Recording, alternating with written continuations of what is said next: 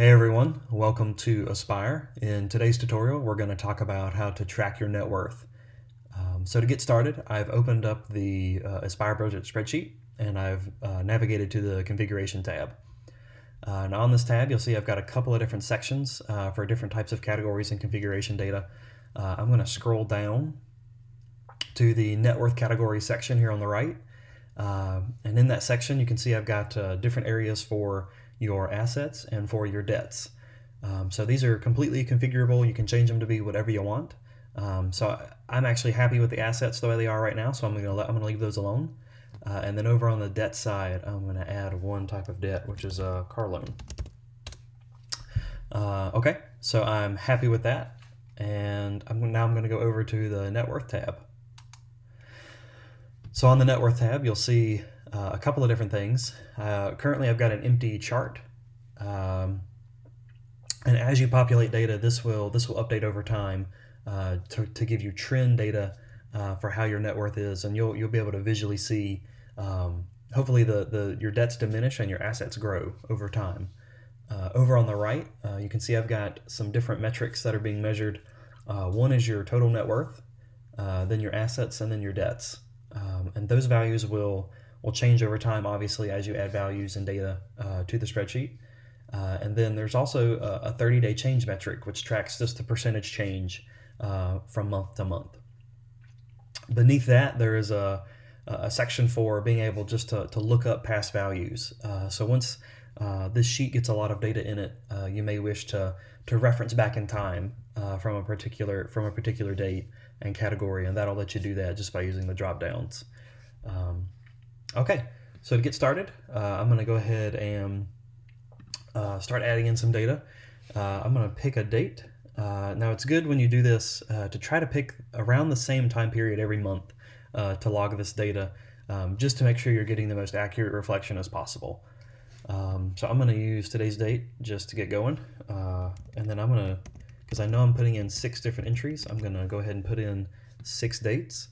And I'm going to go ahead and pick my net worth categories that I know that I'm going to be logging data for. And I'm going to get those filled out. Alrighty, so I've got that all done. So now I just need to log in my values for these particular categories and accounts. So this just exists as a snapshot. So if I were to check on these accounts today, these are what the values would be. So I'm gonna put those in just like that. So my retirement, I'm gonna say is $25,000. I've got $5,000 in my emergency fund. I've got $500 in cash. Student loan is $11,000. Credit card, I'm gonna say has $850, and then my car loan, I'm gonna say has $2,500. Alrighty, so you see, as I put in the data, I was able to see the chart itself update with all that data. So on the asset side, you can see I have a green bar here with a couple of different colors, and those colors correlate to the categories that you created.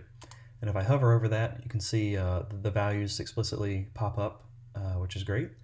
And then if I wanted to look at the debts, I could do the same thing, and they're shown beneath the line because they're negative. So this is the $0 line, and they go down just because of their debts and their negative values.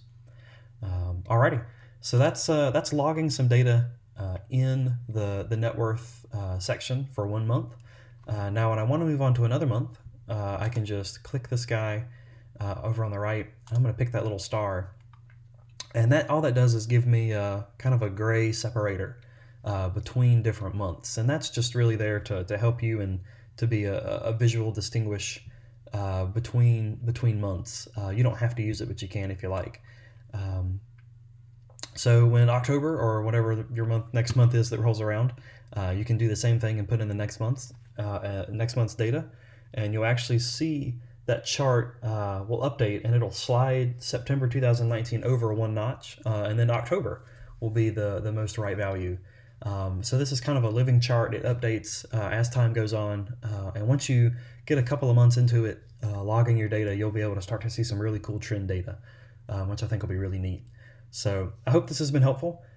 This is, again, how to track your net worth in Aspire, and that's it for today's video.